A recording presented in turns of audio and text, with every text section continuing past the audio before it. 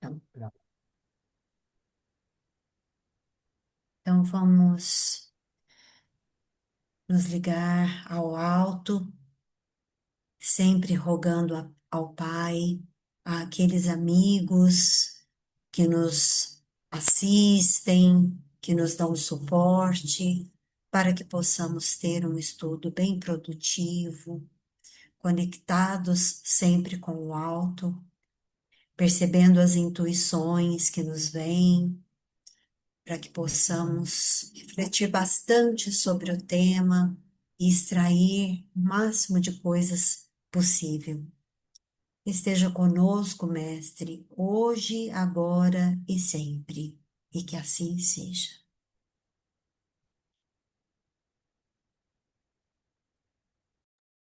Muito bem, muito obrigado, Ana. Pessoal que chegou, a Vivi chegou aí também, né?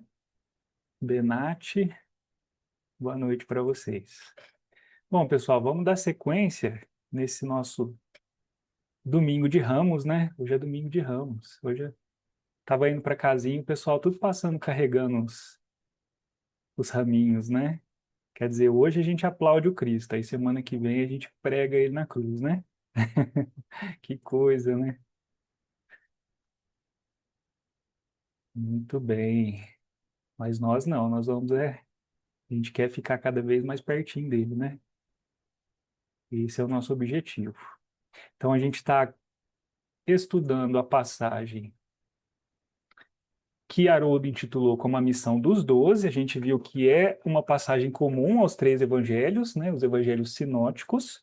Mateus é mais esmiuçado, depois vem Marcos e Lucas foi mais sucinto. Mas aí hoje eu percebi também que algumas questões a gente vai retomar no capítulo 10 de Lucas, porque aí lá Jesus vai fazer o envio dos 70. Então agora ele envia esse grupo menor de 12, mas depois ele vai enviar um grupo maior, o grupo dos 70. E aí a gente vai repassar alguns conceitos, algumas ideias, na verdade a gente vai aprofundar em outra oportunidade também. Então por isso que a gente não precisa ter pressa, né? Bom, esses são os versículos que a gente termina hoje, até o versículo 6. É a primeira passagem do capítulo 9. É um capítulo bem extenso também, o oitavo foi grande, esse aqui é bem. É capaz da gente não terminar ele esse ano, né? Vamos ver como é que a gente vai, como é que vai render. Bom, vocês se recordam que na semana passada a gente falou bastante sobre essa questão, é, recapitulando, né? A gente está estudando sobre o discipulado, mais especificamente quando os discípulos são enviados. Então, a gente está falando desse movimento do apóstolo, quando você sai em missão. Então, todos nós aqui fizemos esse exercício de nos colocarmos como um enviado do próprio Cristo, né? Sempre que a gente está trabalhando pelo bem, em nome do bem, tentando ajudar, tentando fazer algo de construtivo, algo de positivo, nós estamos numa missão, ainda que muito particular, ainda que uma missão que não é tão expansiva, né? Que vai pegar um núcleo menor de pessoas, mas não deixa de ser. E aí a gente discutiu o quê?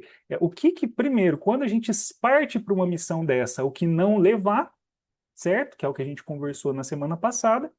E hoje a gente vai conversar na perspectiva de o que eu vou encontrar, né? E a partir do momento do que eu encontro, qual deve ser a minha reação? Como eu devo me portar a depender, né, das casas em que eu for adentrar, que nós formos adentrar. A gente conversou bastante sobre isso também, essa metáfora da casa mental, desse relacionamento psíquico que nós temos uns com os outros.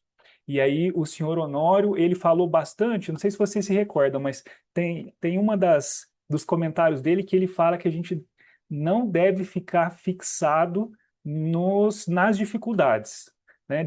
Fixados no mal. Então você vai fazer algum trabalho, vai auxiliar uma pessoa, não fica preso no que está de errado ali. Ele fala isso, ele faz um alerta.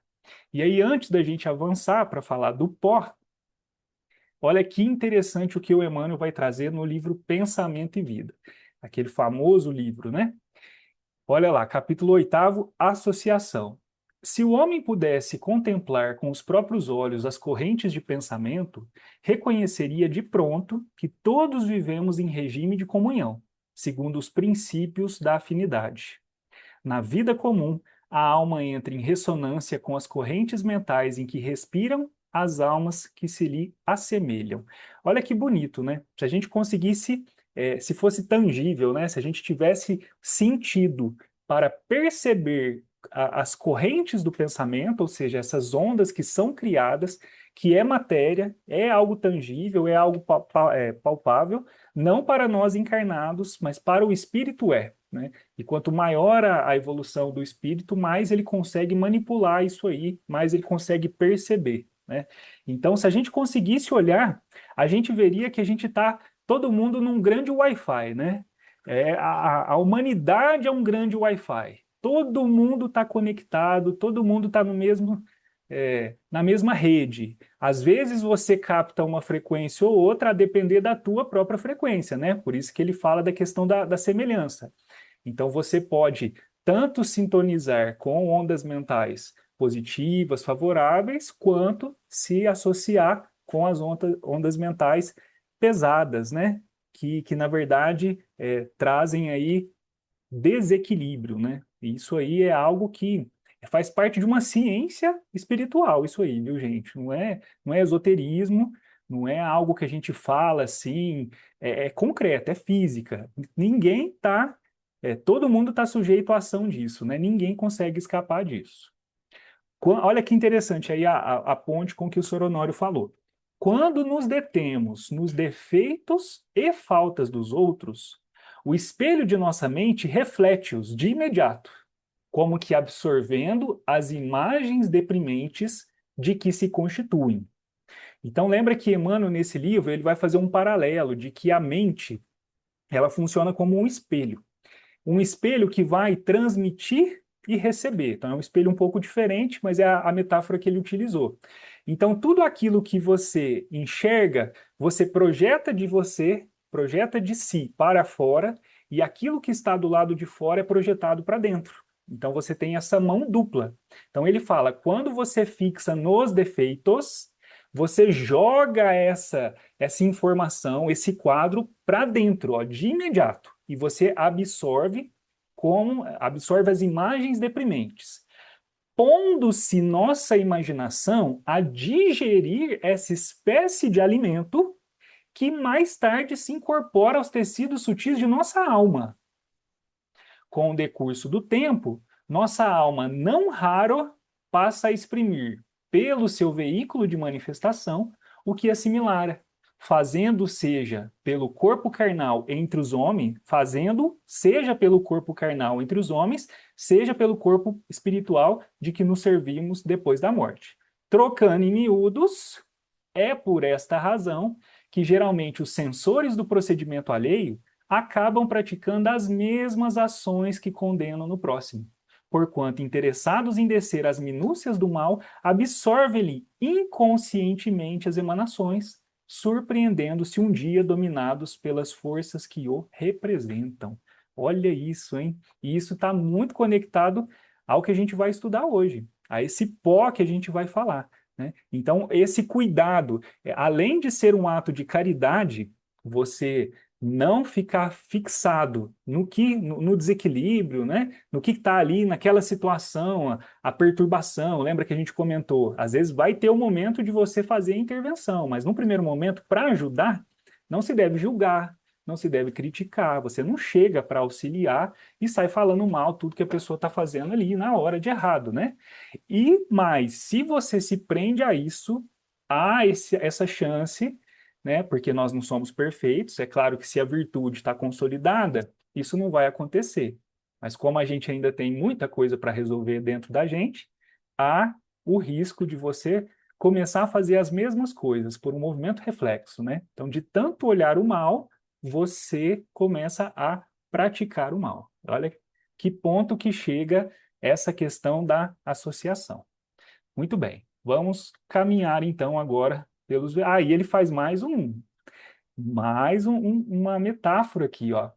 Qual o pequenino foco infeccioso que, abandonado a si mesmo, pode converter-se dentro de algumas horas no bolo pestífero de imensas proporções. A maledicência pode precipitar-nos no vício, tanto quanto a cólera sistemática nos arrasta muita vez aos labirintos da loucura ou às trevas do crime. Do crime. Então, de novo, guarda essa questão aí, né? Ele faz esse paralelo com o foco infeccioso que sai de controle. Daqui a pouco a gente retoma isso aqui, tá? Bom, chegando no versículo de hoje, que é o quinto, e quantos não vos receberem, saindo daquela cidade, sacudi o pó dos vossos pés em testemunho contra eles. Então, a gente se preparou para a jornada, todo mundo fez a lição de casa, né? Não calçou sandália, não pegou cajado, tá todo mundo preparado. Não levou duas túnicas, não pegou ouro, não pegou prata, tá todo mundo de coração aberto e muita fé. Aí a gente chega para auxiliar. E não é que a gente não é recebido? E não é que aquela nossa boa intenção, aquilo que a gente desejou, aquilo que era o nosso propósito, não foi compreendido, né? É, talvez, vamos ver o que vocês vão achar. Eu achei essa passagem uma passagem assim muito marcante, mas eu ainda não consegui digerir ela do jeito que eu gostaria. Eu acho que eu preciso estudar mais essa passagem, principalmente para conseguir entender a aplicação de tudo aquilo que a gente vai ver hoje, tá? Eu achei difícil, porque às vezes, num primeiro momento, a gente tem esse olhar da prática da caridade, essa missão relacionada à própria religião, não é? Então, se nós somos espíritas, esse processo de fazer atendimento fraterno, as visitas, o passe, a própria divulgação da doutrina através das palestras. Então, eu acho que tudo isso encaixa, mas eu acho que isso ainda é um pedaço da coisa. Eu acho que é muito mais profundo, né? Talvez a gente possa incluir isso na nossa missão da paternidade, da maternidade, né, na missão do matrimônio. Eu acho que em todos os momentos a gente consegue aí, através desses elementos que a gente vai estudar hoje, a gente consegue encaixar para saber a melhor forma de proceder, para saber assim como nós devemos nos portar para que o resultado final seja favorável, né? Vocês vão entender melhor conforme a gente for caminhando. Primeiro, uma interpretação contextual, uma interpretação do contexto histórico, né? Os judeus tinham forte preconceito contra a poeira dos pagãos. Tanto que, se estes tocassem em algum sacrifício, este deveria ser imediatamente queimado. Essa poeira era considerada a putrefação da morte. Então veja que a poeira para eles, tem um significado bem profundo, né? Não é a poeira do deserto, a poeira do chão batido, não, né? Tem mais coisas aí. Lê-se que era costume, entre as autoridades religiosas, ao deixarem algum lugar ocupado pelos gentios, sacudirem o pó dos pés adquirido nas caminhadas de um lugar para outro. Então, Jesus está fazendo referência a um gesto que era comum, que era bastante conhecido pelo povo da época, né? Então, se você ia, por exemplo, você lembra que eles consideravam todo mundo que era fora dessa cultura judaica, né, são é, os gentios. Por isso que a gente fala, Paulo é o apóstolo dos gentios, porque ele vai divulgar as lições de Jesus, o evangelho do Cristo, para quem não era judeu, correto? Então, se você visita uma terra que não era uma terra vinculada a esse povo, por exemplo, você ia para Roma, quando você voltava de Roma, antes de pisar em Jerusalém, você ia lá e batia a sua sandália para deixar o pó fora da cidade, né? Para não carregar nem o pó de Roma, nada, como se eu não quisesse ficar com nada daquele povo pecador, pecaminoso, aquele povo perdido lá, né? Então, é uma primeira camada interpretativa. E eles pegam pesado nisso, olha só. Parece ficar subentendido que em certos lugares nenhuma casa aceitaria o ministério dos discípulos. Se isso viesse a acontecer, deveriam sair imediatamente daquela cidade, sacudindo o pó pegado aos seus pés, como sinal de que não tinham mais qualquer vínculo ou obrigação para com os seus habitantes e que estes teriam de arcar com a própria condenação. E aí, gente, esse é um raciocínio cristão? Interessante, hein? né? Será que Jesus realmente está falando isso? Olha, topou com um povo lá, não quer saber de Deus, não quer saber da vinda, né? Do reino. Então, larga esse povo para lá, né? Ignora esse povo merece a destruição. Como diz a passagem dos dois lá, dos filhos de trovão, né? Desce fogo na cidade, né? Acaba com tudo. Será que Jesus quis falar isso mesmo, né? Será que era esse o objetivo? Seria Para como o Jesus, termo, Bruno, seria como o termo lavar as mãos, né? lavar as mãos, né? Como se fosse. É verdade. Tem relação, tem relação. A gente vai, essa palavra vai aparecer daqui a pouco, hein? Para Jesus, a rejeição da mensagem do reino dos céus e do Messias era motivo de severa condenação, de tal modo que cessaria toda a ligação dos discípulos com os rejeitadores. Então, comentário de Champlin, certo? Que é lógico que reflete o comentário, é o pensamento de muitos comentaristas, né, de diversas vertentes. Aí vem o nosso querido comentarista, né, o nosso camisa 10, Emmanuel. E Emmanuel é assim, se o negócio é importante, ele não fala uma vez, ele não fala duas vezes, ele fala três vezes, né? E pede música no Fantástico, né? Quer dizer, o cara marca gol mesmo, né? Não tem jeito. Ele é o nosso exegeta, ele é o nosso maior intérprete do Evangelho do Cristo. E aí ele traz esse versículo em três mensagens, hein, gente? Isso é dificílimo de acontecer. Então isso mostra que esse versículo é muito o quê? Muito relevante, muito importante. Precisamos olhar com carinho, né? Num primeiro momento, acho difícil a gente extrair tudo, mas vamos tentar, vamos fazer nossa parte aqui, extrair o máximo. Então, fazendo já, né, essa primeira relação com o comentário de Champlin, olha como que ele inicia a sua interpretação do versículo, desconstruindo as interpretações existentes até o momento. Olha que interessante, hein? Muita gente acredita que o Senhor teria sugerido a reprovação aos que lhe não acolhessem a boa nova, ou o menosprezo de quantos lhe recusassem deliberadamente os ensinos. Então ele começa mostrando o panorama, ó. Muita gente acredita, quer dizer, hoje, o que está posto hoje, né? A forma como as pessoas enxergam, interpretam, fazem a leitura desse versículo é assim, que Jesus está mandando você menosprezar, né? Menosprezar, quer dizer, é você considerar a pessoa menos do que a pessoa é. Imagina isso partindo da boca de um Cristo, né? É um irmão que vale menos, é um irmão que está abaixo de você e que por isso você deve, né, se afastar e não, nem a poeira dele deve te encostar.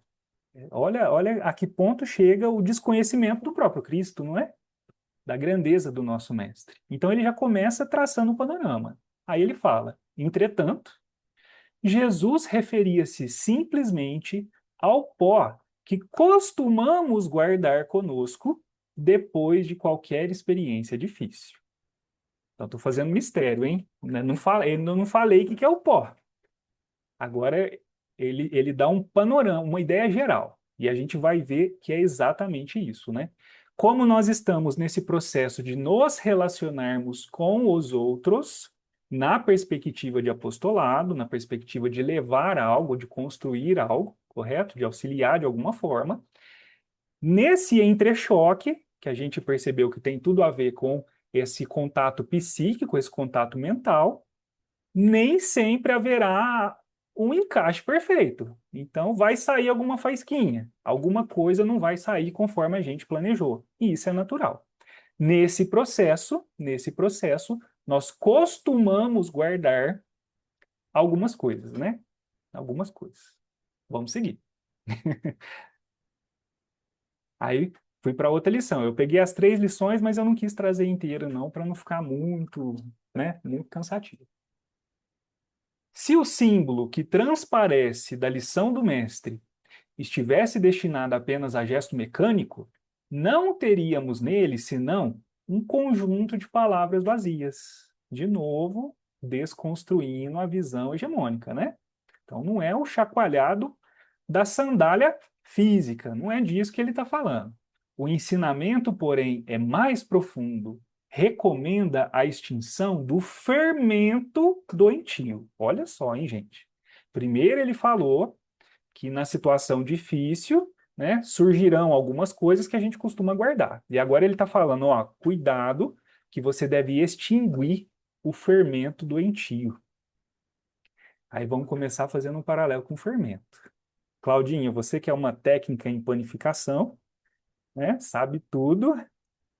Me fala aí, como é que é a proporção de fermento para farinha numa massa? De onde você tirou isso, Bruno? Que eu sei fazer. Bom, todo mundo sabe que se você vai fazer 1 quilo de pão, né? Você vai usar 1 quilo de farinha para fazer pão, você coloca 1 quilo de fermento? É Não, um para 10 um, vezes. né? 2 colheres cheias, 10 colheres de vezes. Ó, sopa. ó, 2 colheres sopa, tá vendo? A Hebe já mostrou Todo, que a, cu- a- quem falou? Quem falou? Cortou. todo Quer mundo é dizer, muita gente, eu não sabia disso, não. não sabia não? Não, mas ó, uma coisa você sabia. A proporção de fermento é menor que a de farinha, não é? Acho que isso aí Ai, todo mundo sim, com concorda. certeza. Isso, todo mundo concorda, tá vendo? Quer dizer, se você coloca, eu faço pão, para 1 quilo de farinha eu uso 30 gramas. Eu peso que eu gosto de fazer padronizado, né? Por quê? Porque o fermento, ele tem uma característica, né? Ele faz a massa aumentar de volume, não é? Você coloca fermento para isso. Você quer que a massa vai oxigenando, vai levedando, a gente fala, né? E na verdade ela não oxigena, é gás carbônico, né? E ela vai inchando para ficar uma massa aerada, uma massa fofa. E aí o que que acontece? Você coloca lá, né, Hebe? Aí você deixa descansar. Aí você tampa também, coloca um pano de prato e tampa. Ou tampa Às com. vezes, às vezes eu esquento um pouquinho o forninho, Isso. porque a gente sabe que a temperatura, quando o tempo está quente, a massa cresce mais, né? Eu desligo e deixo aquele morninho e coloco lá dentro com um pano de prato mesmo. Às vezes Pano de até prato. molhadinho. É o clássico, né? Depois de um Eu tempo, esquento, pode falar, Eurípides. eu esquento água e ponho a massa, a bacia com a massa em cima e cubro com um plástico filme. Plástico filme, para não deixar escapar nada. Muito bem. Mas aí Aí, o que eu aí quero cresce rapidinho. expressa rapidinho. E é esse Principalmente que se o eu dia tiver frio, né? Se o tempo tiver mais fresco, aí melhor ainda. não demora muito, né? Mas aí agora me fala do resultado. Quando você termina de fazer, você tem uma bolinha de massa, não é? Passado um É. período, como é que tá essa bolinha? Triplica, né, de tamanho. Olha, triplica, hein? Quadriplica. Quadriplica. A Eurípides deu proporções, né, gente? Deu proporções. Então já deu para Por pegar o uma, gancho. por um acaso, eu Deu estou com uma massa aqui fermentando nesse exato momento. a Vivi passando vontade, né, gente? Muito bem. Então deu para entender que Emmanuel está tocando num ponto, né, quando ele coloca e que a gente precisa cortar esse fermento, é porque é algo que, se não for extinguido no início, ele vai amplificar algo vai crescer, algo vai levedar, não é? Muito bem. Sacudir o pó dos pés é não conservar qualquer mágoa ou qualquer detrito nas bases da vida, em face da ignorância e da perversidade que se manifestam no caminho de nossas experiências comuns. Pronto, agora ele revelou, né?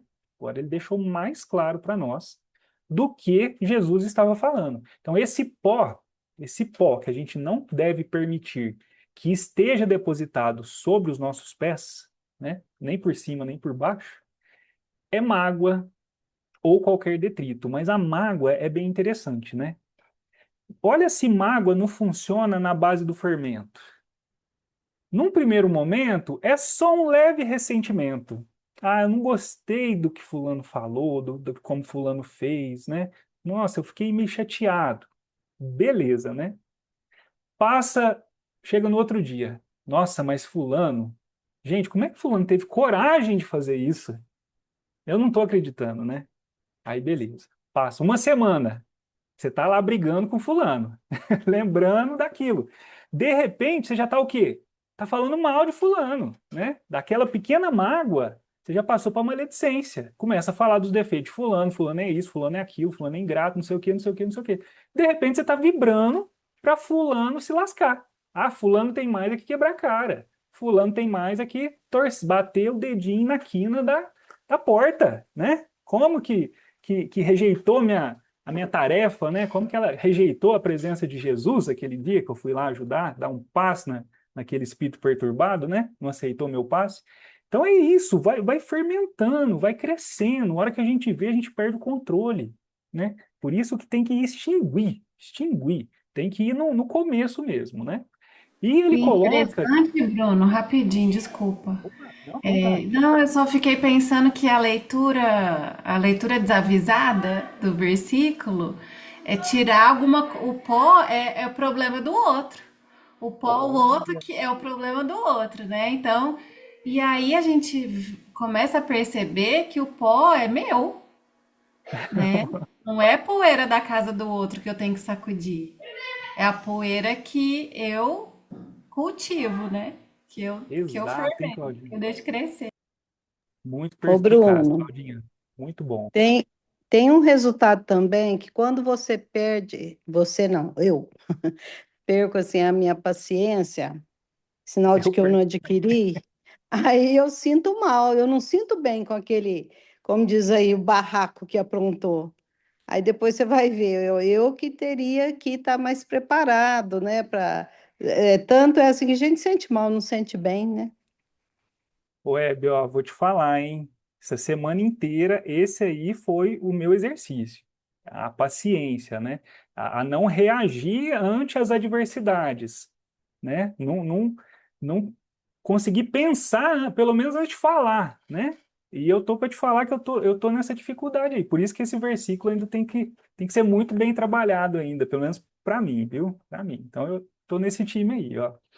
E é interessante que aí Emmanuel coloca que vai ser natural e a gente vai encontrar isso, ou ignorância ou perversidade. Então, aquele que recusa a proposta do Cristo, né, pode ser alguém perverso? Pode ser alguém que, na verdade, tem conhecimento e ele quer, na verdade, trabalhar para desconstruir aquilo, né, porque ele não quer que aqueles valores se sobreponham. Então, a gente encontra esse tipo de pessoa na sociedade. Mas eu imagino, né, que a maioria esmagadora seja de ignorantes. Quer dizer, o que ignora, né? Às vezes você vê um cristão, uma pessoa que se diz cristã e que de fato é de berço, né?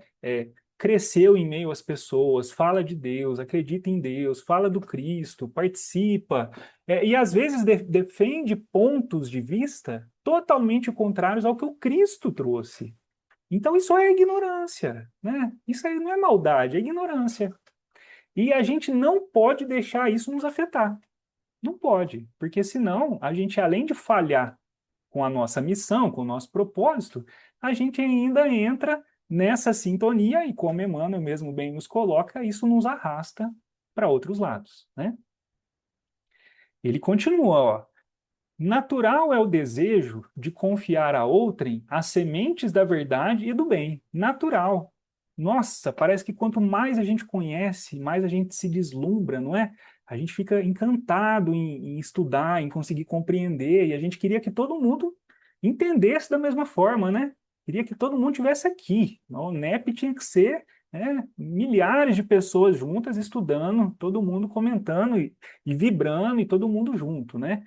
Mas é natural que a gente vai ser recebido por hostilidade, de alguma forma, né? Se somos recebidos pela hostilidade do meio a que nos dirigimos, não é razoável nos mantenhamos em longas observações e apontamentos, só o paralelo com o que ele falou lá no Pensamento e Vida, né? Então, teve o atrito, teve a resistência, teve a hostilidade. Primeira coisa, não fica fazendo relatório do que está acontecendo, né? Ah, fulano é isso, é isso, é isso, a situação é essa, essa, essa. Longas observações, longos apontamentos, quer dizer, fica esmiuçando o mal, né? Fica lá analisando as entranhas do mal. Que ao invés de conduzir-nos a tarefa a êxito, oportuno, né, que ao invés de conduzir-nos à tarefa a êxito oportuno, estabelecem sombras e dificuldades em torno de nós. Se alguém te não recebeu a boa vontade, nem te percebeu a boa intenção, por que a perda de tempo em sentenças acusatórias? Aí é interessante também essa colocação dele, né? Porque quem dá sentença, né? O nosso excelentíssimo representante não está aqui hoje, né? Mas quem dá sentença? Só conheço uma pessoa. Pode falar, Carla. Quem que dá sentença? Juiz. Juiz. Juiz. Então, se você está sentenciando, você está se colocando na posição do juiz. Entende? Que é aquele julgamento da leitura inicial do versículo. Você julga que o outro não é merecedor, você julga que o outro não está pronto, você julga que o outro tem tal defeito, não é? E aí você já traça a sentença, você já assina e aquela pessoa está taxada por aquilo, e por isso você deve se afastar, descartar, pôr de lado, entende? Esse mecanismo é o mecanismo que nos afasta das pessoas, é o mecanismo que nos impede de levarmos a lição do Cristo para todos, né? Para todos. Tem uma questão importante aí quando a gente faz a leitura do versículo lá em Mateus, porque em Mateus, Jesus fala, ide preferencialmente, né, as ovelhas perdidas da casa de Israel. Numa primeira leitura, a gente está falando de quem? Do povo judeu. Mas Emmanuel vai falar lá no Consolador que Israel é a representação de toda a humanidade. Então, o objetivo final é levar tudo isso aqui para todo mundo, independente de crença, de credo, se acredita ou não em Deus. Mas todo mundo, de alguma forma, tem que ser tocado por isso. E se a gente tem esse comportamento de traçar, né, de fazer, de sentenciar e de acusar, então isso tudo coloca um grande obstáculo na nossa tarefa, né? No resultado que a gente quer alcançar. Faz sentido isso? Mas sacode, pois, as más impressões e marcha alegremente. Sacode a má impressão. Má impressão também é interessante, porque ele acabou de falar que a gente não pode dar sentença. Quer dizer, não é você que julga. Quem julga é Deus. Você observa e segue. Faz o que você tem que fazer e passa. É isso. É isso que te cabe, não é? Então, se não é algo já definido, julgado, sentenciado, então aquilo que a gente fica é simplesmente uma impressão. É uma impressão. Talvez naquele momento aquela pessoa agiu daquela forma e aquilo te impressionou, mas foi uma impressão. Você pode a partir daquilo falar com todas as letras, né, que a pessoa é aquilo, né? A pessoa só age daquela forma, que o coração da pessoa é seco, né, que ela não consegue agir de outra forma.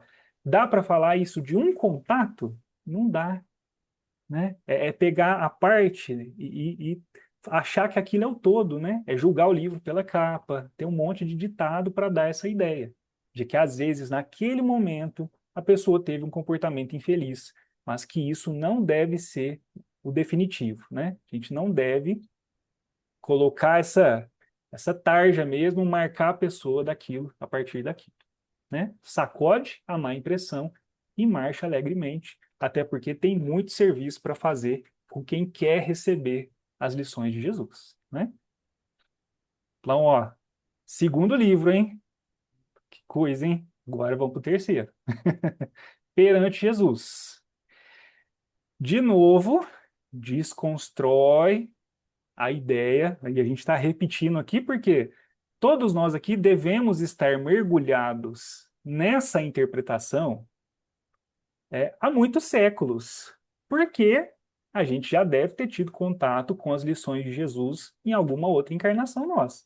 Dificilmente né, de 2000 anos para cá, sei lá quantas encarnações a gente teve, a gente não pelo menos ouviu falar de Jesus, com certeza ouviu, E se a gente estava dentro da Igreja Católica, a gente tinha aquela interpretação como sendo a interpretação, né, a única interpretação do versículo, né? Há pessoas que pensam assim também, né? Beleza, então vamos desconstruir isso. Quando o Senhor nos recomendou sacudíssemos o pó das sandálias, ao nos retirarmos dos lugares em que a nossa cooperação fraternal ainda não se mostrasse suscetível de ambientação e reconhecimento, só fazer um parênteses, né, gente? É muito legal o jeito que ele constrói, porque aí ele já está dando aspectos da missão, né? Para mim, isso deixou mais fácil de compreender em que momento eu estou me portando como apóstolo, como enviado, né? Vocês perceberam que no versículo, na página anterior, ele fala boa intenção, boa vontade. Então, no momento em que você se coloca em ação para o bem, você já está se comportando como um enviado, como um apóstolo, correto? E aqui ele está colocando o quê? Ó, cooperação fraternal. Então, sempre que nós estamos nessa ação, nessa atitude de cooperação fraternal, nós nos encaixamos nesse padrão de comportamento que a gente está estudando e que a gente quer imitar, correto? E aí ele coloca que nós vamos nos retirar desses lugares que ainda não se mostram suscetíveis. Olha o ainda, porque pode ser que daqui a pouco ele vai ser suscetível. Daqui a pouco as coisas se encaixam, acontece uma coisa lá, né? A vida da pessoa dá uma guinada e ela fica receptiva. E aí você pode voltar naquela casa e você vai ser bem recebido. Tá vendo a importância de não fazer a sentença acusatória? Porque tudo muda, não é? Tudo vai mudar. A gente sabe que tudo caminha para melhorar, né? E aí ele coloca que ao nos retirarmos desses lugares, não nos induziu à indiferença, ao relaxamento ou à dureza espiritual. Então, aquela ideia de que, nossa, né, tem que rejeitar, tem que afastar, merecem a destruição, é dureza espiritual, né? Dureza espiritual. E Jesus claramente não quis dizer isso. Então, ele ressalta aqui de novo, é o terceiro comentário, os três comentários, ele reforça isso, hein? E agora ele vai dar mais uma perspectiva do pó. É que o amor próprio, quando destrutivo em nossa personalidade, nos compele a resoluções e atitudes negativas, que de nenhum modo se coadunam com o programa cristão que fomos chamados a desenvolver. E aí eu pergunto para vocês, né? O que é amor próprio destrutivo? Será que dá para a gente dar outro nome para isso? Para esse sentimento? Orgulho. Orgulho. Orgulho. Orgulho, olha Mágoa. só, não é? Porque o amor próprio é importante, não é? O amor próprio é importante. Por isso que ele coloca um a mais, né? Um qualificador aí, destrutivo. Então, quer dizer, nesse processo de tentar auxiliar, de levar a cooperação fraterna e de não ser bem recebido, surge o quê? Orgulho ferido.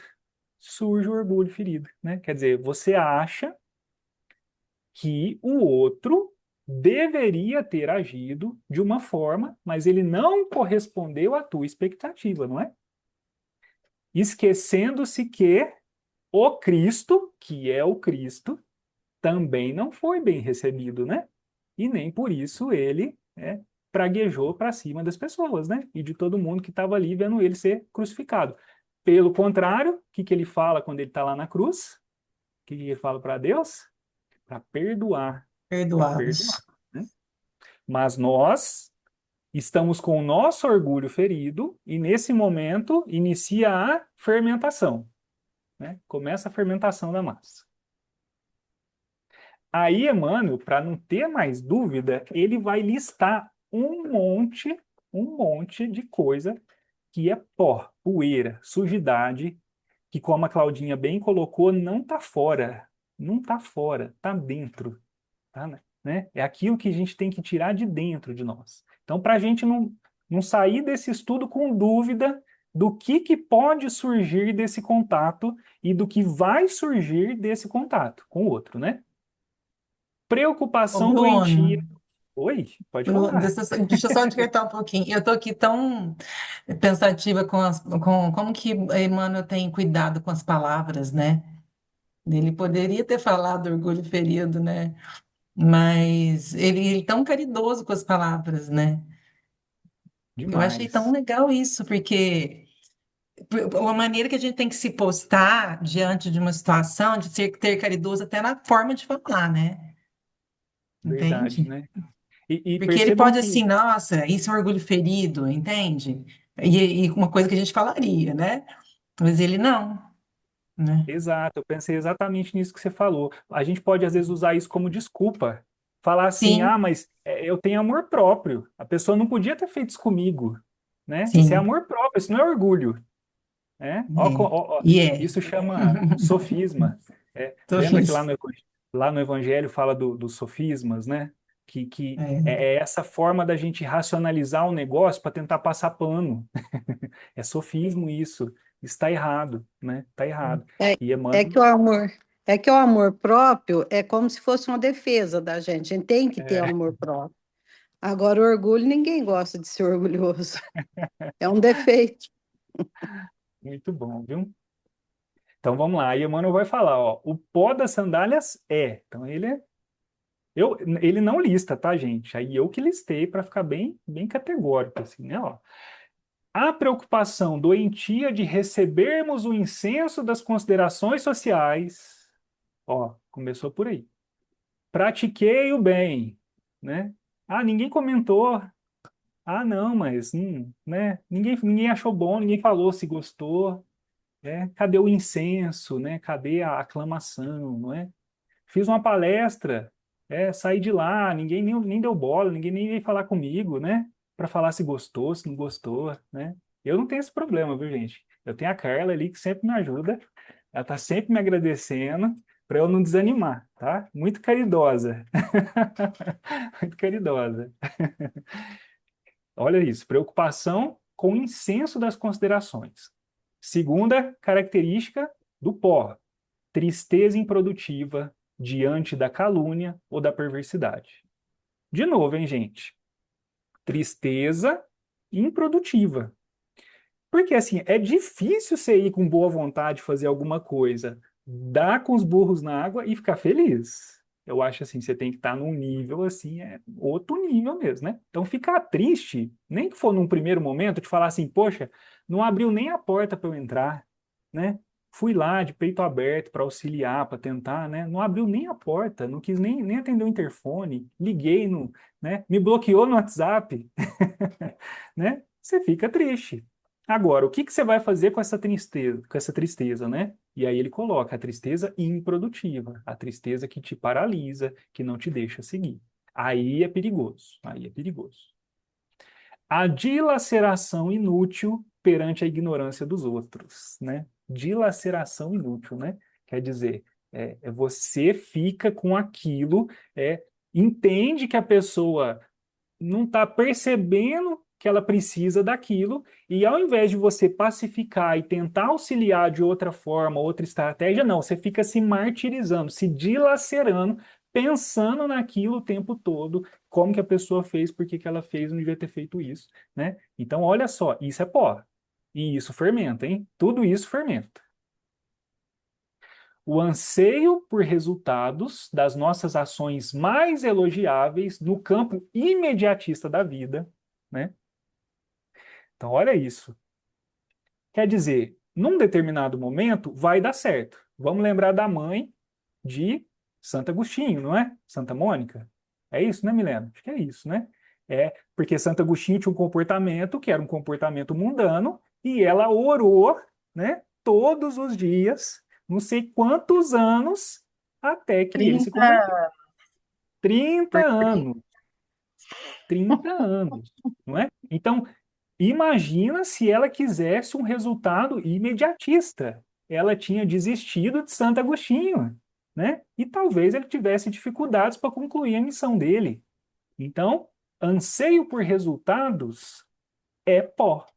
A gente deve respeitar o tempo do outro, né? Todo mundo tem o seu tempo. Tudo no seu tempo. E vai dar tudo certo, né? A revolta contraproducente junta as sombras do mal, aí revolta, fala, mas a espiritualidade não ajuda, né? Tinha que fazer um movimento e pegar essas entidades trevosas e botar todo mundo dentro de uma cela e prender tudo esses demônios, né? Quer dizer, já fica achando que tem que ser algo de relacionar, algo violento, né? Tem que ser algo assim. Se revolta porque o mal está presente, né? Se revolta porque há adversários. Há adversários do bem e há adversários das pessoas. Então, o tarefeiro, ele vai encontrar dificuldade, não tem como. Ué, Jesus foi crucificado. Você acha que você vai passar ileso, né? Não tem como, não tem como. Então, não se revoltar. Indisciplina ante as ordenações transitórias do mundo, né? Porque às vezes nesse processo, quanta casa espírita não sofre perseguição, né, de fiscal de prefeitura. E vai lá e pega no pé, e isso não tá certo, e aí você arruma, mas tem que fazer tal coisa, você arruma, tem que fazer tal coisa, né? Quer dizer, você tem as ordenações transitórias do mundo. Nem por isso você vai fazer errado, nem por isso você vai ser indisciplinado. Você deve fazer tudo de acordo com o que tem que ser feito. E pronto, né? E pronto. Não precisa ficar brigando contra isso, né?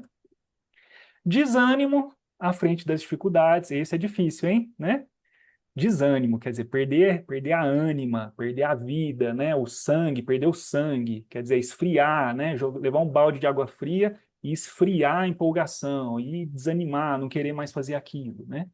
Desalento entre os obstáculos naturais do caminho, exigência de compreensão alheia no capítulo de nossas manifestações pessoais, ai, ai, ai, hein? Exigência de compreensão alheia.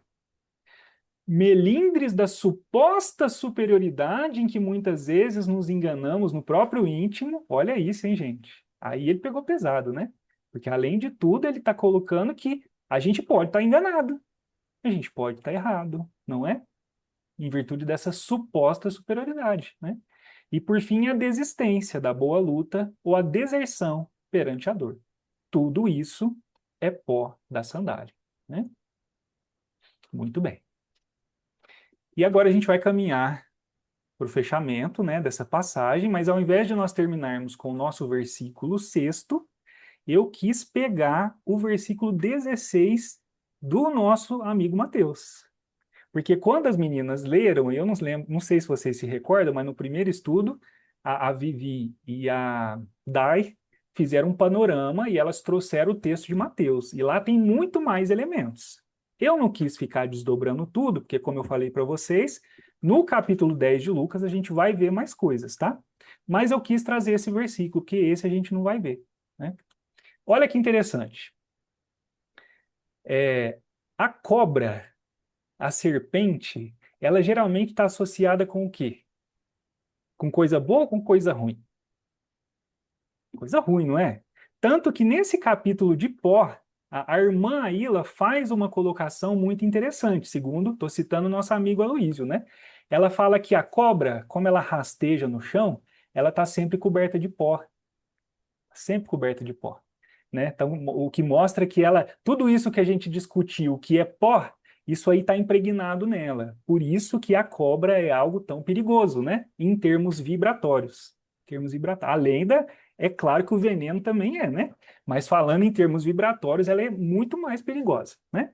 Só que agora Jesus utiliza também a figura da serpente, mas para falar de algo bom. Olha só. Primeiro ele vai fazer uma metáfora para falar de temperamentos humanos. Então ele fala assim, Jesus fala assim, ó, eis que eu vos envio como ovelhas no meio de lobos. Então ele está falando dos homens ovelhas, homem no sentido de humanidade, tá, gente? Mulher ovelha, homem ovelha, né?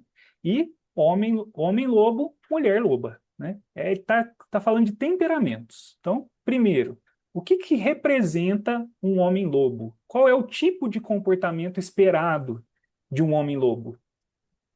O lobo é domestificado ou o lobo é um animal selvagem? Né? Então, o comportamento do homem-lobo vai ter paralelo, não é?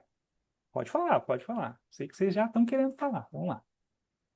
Como é que o homem-lobo age no dia a dia dele, né?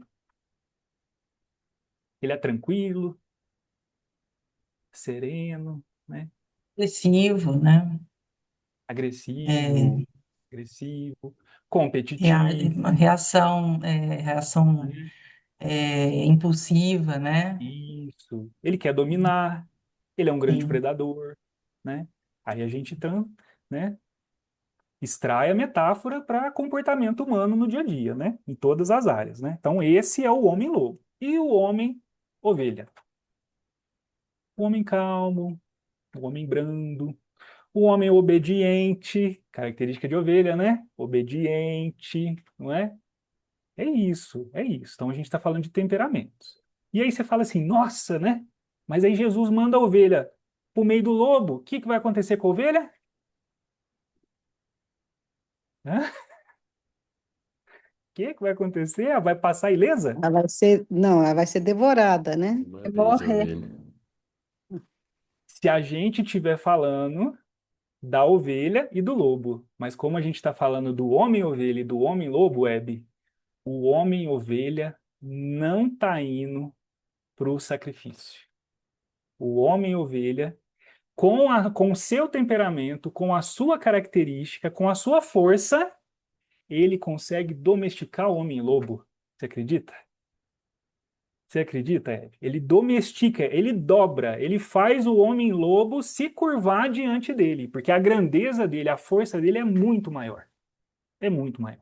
Entende? Ô, Bruno, eu lembrei de Francisco de Assis, tem uma imagem dele, e ele se aproxima, uma história, que ele se aproxima de um lobo, e o lobo fica manso, assim, não tem aquela agressividade, né? Perante ele, que era, né, tão amoroso com os animais, então ele olhava para o lobo não com essa agressividade, ele olhava para o lobo ali, né? O irmão lobo também, como ele era, né? E Com, Jesus ele fala olhava para para ele, Pedro, né? Apacenta minhas ovelhas. né? Fala também, né? Olha que bonito isso, né? Então, quer dizer, Jesus está enviando esses discípulos, né, os apóstolos, na missão, não é para ser para apanhar, não é para.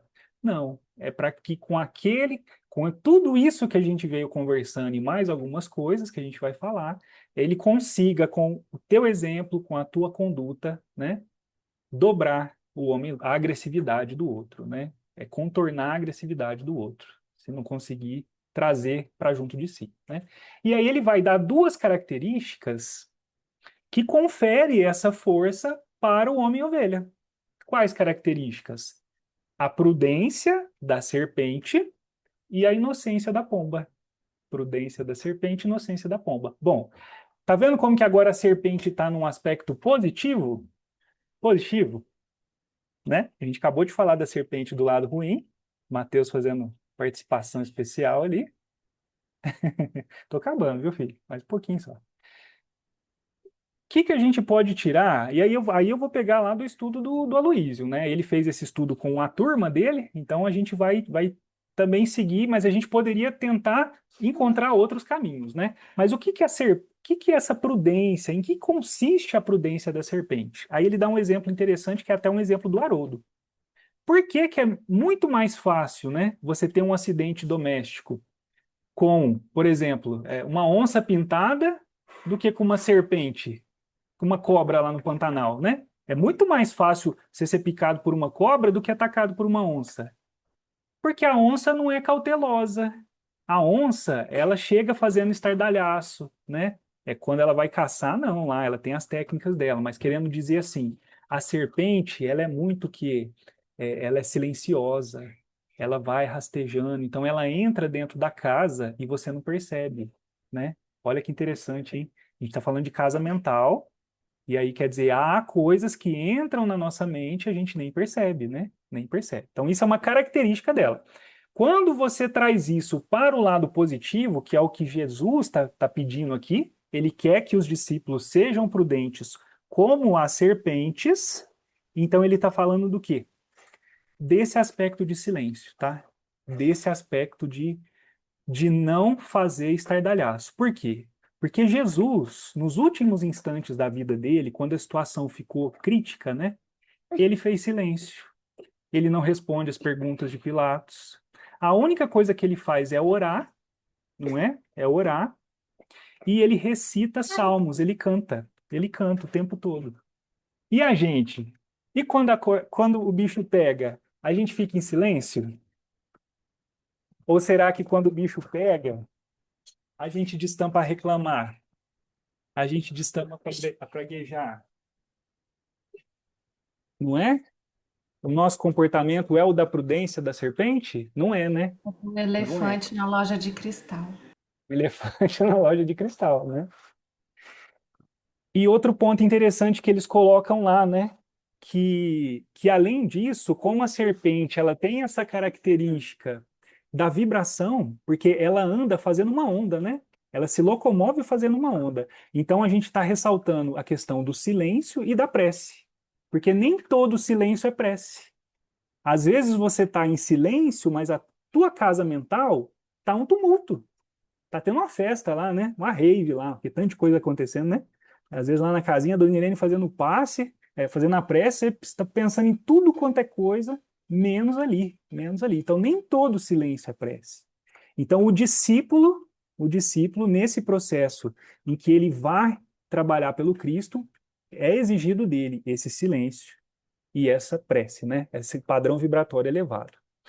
E a pombinha, só para a gente fechar, gente, tem uma questão muito bacana da pombinha, muito bacana. Que a pomba, no contexto do sacrifício, carneiro era muito caro. Então, pouca gente conseguia comprar um carneiro para ser imolado. Quem não tinha dinheiro, ou quem tinha pouquíssimo recurso, né, comprava o quê? Pombo.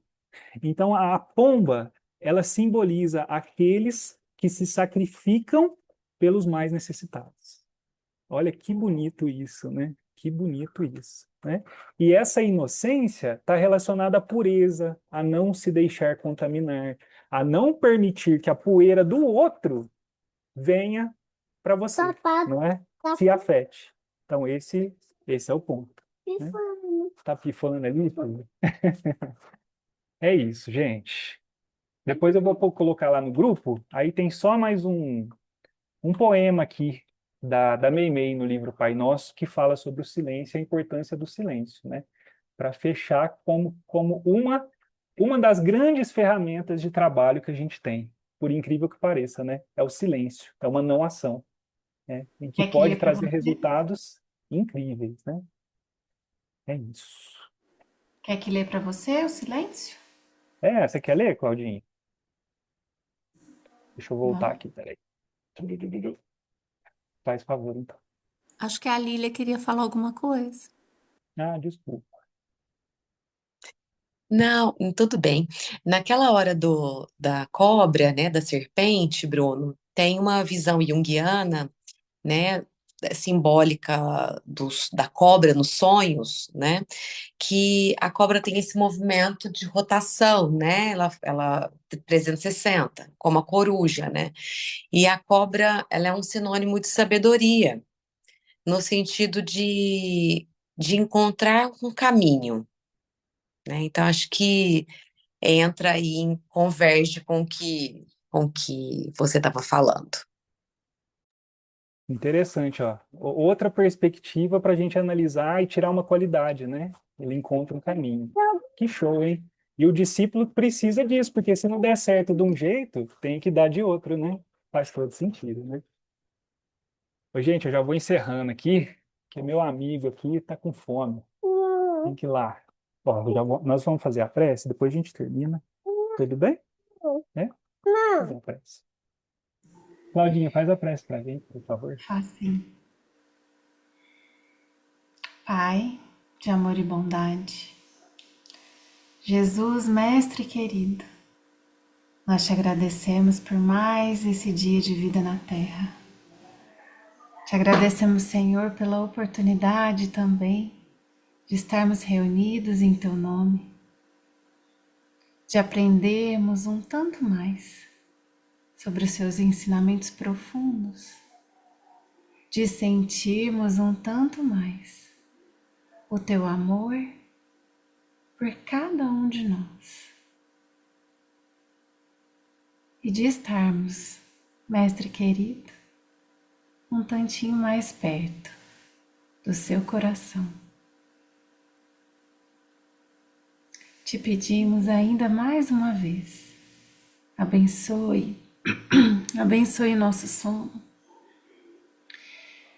que possamos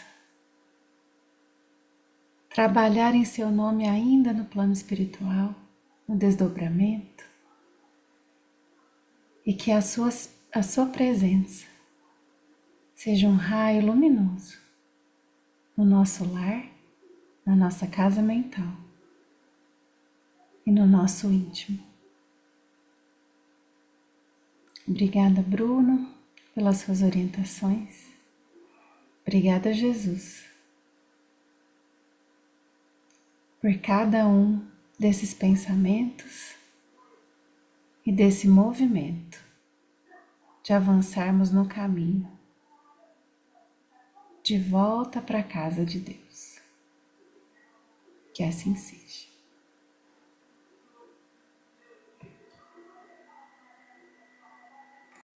Que assim seja. Obrigada, Bruno. Obrigada a Obrigada, todos. gente. Obrigada, Boa Bruna. noite. Tchau, Obrigada. Matheus. Obrigado, Tchauzinho, gente. Bruno. Obrigado Boa aí. noite, Tá, Gostei. gente. gente. Boa semana para Obrigada. todos. Para Tchau. vocês. Boa Tchau. noite, pessoal. Tchau, Obrigada, fiquem com Deus. Bruno. Boa semana a todos.